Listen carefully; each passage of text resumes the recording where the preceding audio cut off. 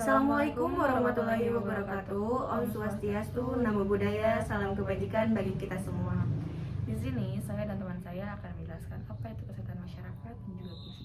Kesehatan masyarakat adalah suatu ilmu dan seni, dan kesehatan masyarakat memiliki 8 pilar, yaitu epidemiologi, biostatistik, kesehatan lingkungan, pendidikan kesehatan dan ilmu perilaku, administrasi kesehatan masyarakat, dan gizi, kesehatan keselamatan kerja, dan promosi kesehatan. Dan pengertian gizi itu adalah suatu makanan pokok yang dibutuhkan oleh tubuh.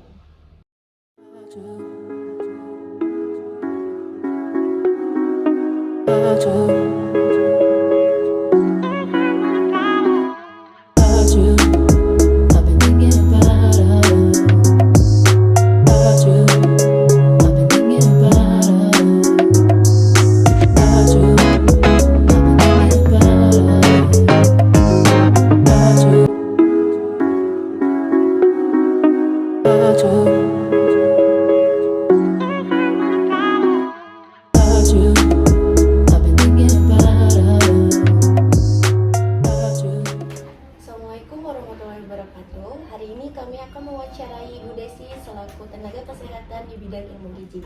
Mohon maaf Ibu sudah mengganggu waktunya, dan terima kasih atas waktu yang diberikan Ibu yang telah bersedia untuk diwawancarai pada hari ini. Izin memperkenalkan diri, nama saya Nurul Najmi Dan saya Repa Jumkatiri selaku mahasiswa dari Universitas Bakti Kencana tingkat 1 kesehatan masyarakat. Baik Ibu, selanjutnya ada beberapa pertanyaan yang akan kami tanyakan kepada Ibu terkait gizi buruk terhadap balita. Untuk pertanyaan pertama, menurut Ibu apa sih definisi gizi buruk?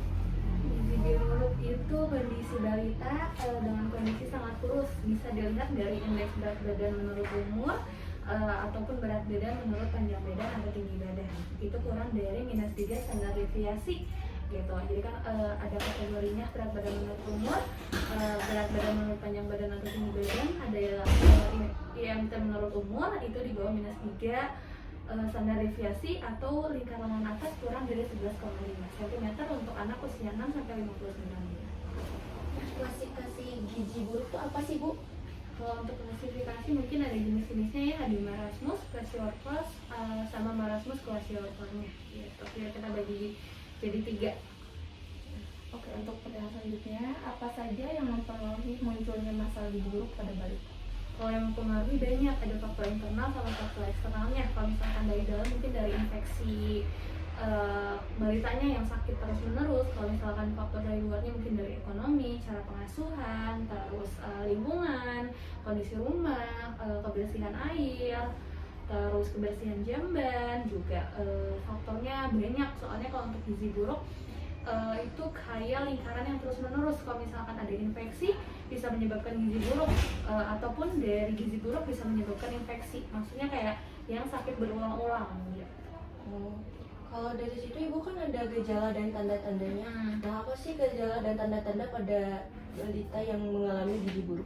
Kalau misalkan untuk dari marasmus itu seperti kayak kulit keriput, sering cengeng atau sering nangis gitu, nggak mau diam anaknya, terus rewel, terus wajah seperti orang tua gitu. Terus kalau misalkan dari kwashiorkor itu tandanya rambutnya biasanya kayak rambut jagung, rambut tipis gitu.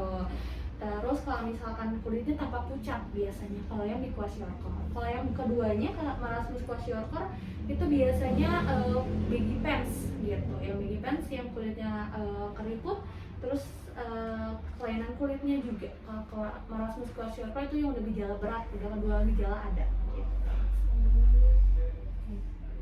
Mungkin kan ada juga cara mencegahnya Ibu. Menurut Ibu cara mencegahnya apa aja gitu? Cara mencegahnya mungkin kita bisa dari 1000 hari pertama kehidupan ya, dari 1000 hari pertama kehidupan, dari sebelum bayi itu lahir, dari ibunya masih mengandung, asupan ibunya tercukupi, ketika lahirnya berat badannya normal, tidak BBLR, tidak di bawah 2,5 kilo, 2.500 gram, terus lalu ASI eksklusif gitu, ASI eksklusif sampai 6 bulan, tidak kalau misalkan kebersihannya dijaga juga, jadi tidak ada infeksi gitu, terus asupan tercukupi, Itu sih salah satu untuk mencegahnya gitu, walaupun banyak faktor yang tadi bisa terjadinya gizi buruk. Baik Ibu. Nah mungkin untuk pertanyaan terakhir ya Bu, apakah di wilayah ini pernah terjadi kasus yang masalah gizi buruk pada balita? Ya, untuk di wilayah Pacet kebetulan ada yang gizi buruk dan stunting. Jadi udah gizi buruk ditambah juga pendek. Stunting kan sekarang lagi hits ya gitu, masalah stunting. Untuk cara mengatasi dari Puskesmas Pacet, kita kasih intervensi. Untuk dari gizi buruk biasanya kita ada formula 100, formula 75 sama formula 135. Itu formula rumah sakit, cuman kita cobakan ke anak balita di sini gitu ya, di masyarakat juga. Karena kan sama aja ya kondisinya gizi buruk. Jadi kalau untuk formula ini tidak dikasihnya susu dengan campuran gula dan minyak, itu bisa menaikkan kalori. Dengan ditambahkan kita kasih PMT juga, biskuit, biasanya biskuit PMT untuk penanganan gizi buruknya.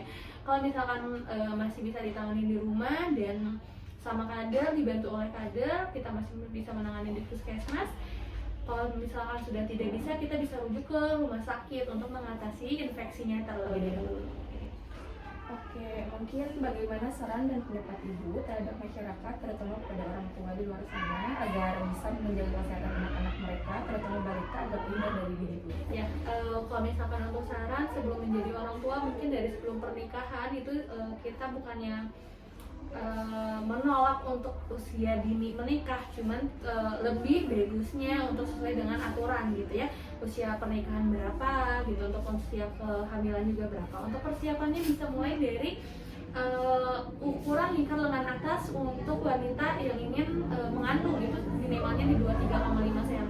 Kalau misalkan masih kurang, coba dipikirkan kembali untuk mempunyai momongan gitu, untuk menaikkan berat badannya terlebih dahulu.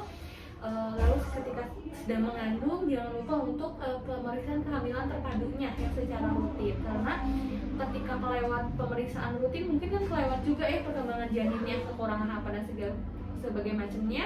Untuk minum tablet tambah darahnya juga 90 tablet selama masa kehamilan, untuk menghindari adanya hal-hal yang tidak diinginkan ketika melahirkan, seperti BBLF, berat badan lahir rendah, ataupun dari ke perdarahan yang terlalu banyak gitu. Untuk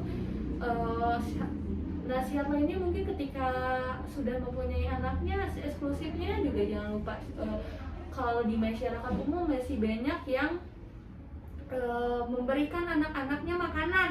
Kayak misalkan anaknya haus, bayinya haus, dikasih air putih, dikasih air enteh, padahal dari ASI itu sendiri sudah pakai komplit, makanannya sudah, minumannya sudah gitu. Jadi tidak perlu lagi ditambah air putih, tidak perlu lagi ditambah air enteh, ataupun tambahan seperti pisang yang dikerok gitu ya untuk di masyarakat gitu. Terus sudah selesai masa 6 bulan, mulai diberikan makanan pendamping ASI-nya dari makanan lunaknya gitu.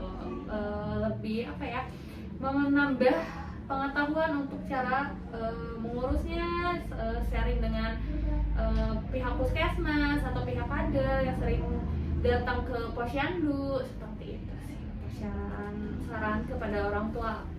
Tapi Ibu mungkin kan ada ya orang tua yang misalkan balitanya masih berumur 6 sampai 8 bulan tapi udah dikasih nasi, itu kan gimana sih? Kalau misalkan nggak dikasih nasi gitu ya, itu karena kenapa tidak boleh gitu aturan, alasannya 6 bulan cuma boleh dikasih ASI karena lambungnya belum siap. Lambung bayi itu tidak sebesar kita, lambung bayi paling cuma segede apa gitu ya. Ketika dia dikasih nasi itu ada kemungkinan tersedak, ada kemungkinan diare gitu ya, ada kemungkinan yang lain. Banyak kasus yang bayi belum nyampe 2 bulan gitu ya udah diberikan nasi ataupun makanan padat, walaupun makanan cair gitu selain ASI, itu banyak yang kasus meninggal gitu. Walaupun mau pemakaian susu formula itu diperbolehkan, tapi dengan konsultasi kepada bidan ataupun tenaga kesehatan. Oke, mungkin Ibu segitu aja dari kita. Mohon maaf bila ada kesalahan mungkin, dan terima kasih juga sudah bersedia wawancarai. Terima kasih. Sekian dari Kami. Assalamualaikum warahmatullahi wabarakatuh.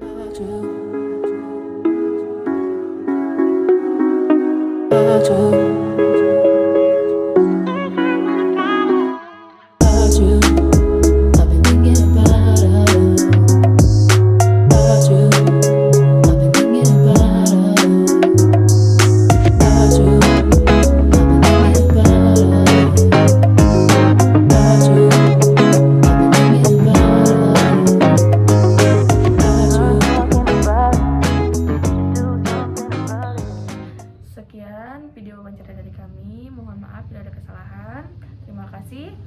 Assalamualaikum warahmatullahi wabarakatuh. Dadah.